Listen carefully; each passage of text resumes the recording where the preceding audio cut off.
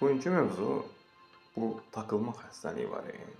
El dili ilə yox, rəsmi dillə. Obsession kompulsiv pozuntu. Deyir gəlik iki gözümü çiçək. Yenə sən də takılmısan nəyəsə. Nəyə takılmısan? Ağızdan bir xırda bir söz çıxır.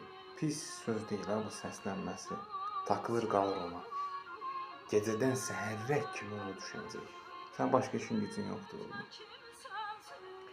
Və bu obsession kompulsiv pozuntudan necə qurtula bilərsiniz? Bəzən tez-tez gedib əlini yuyan insanlar var. Yaxud qaza, çölə çıxan bir də bu işığı takılır, bir işığı söndürür. Və son olaraq bundan qurtulmanın yolu odur ki, müsbət şeylərə diqqət ayır. Sadəcə gəzintiyə çıx dəniz kənarında, yaxud səni edən insanla otur 5 dəqiqə söhbət elə, inan bu xəstəlikdən qurtularsan. Yoxsa başqa yol yoxdur.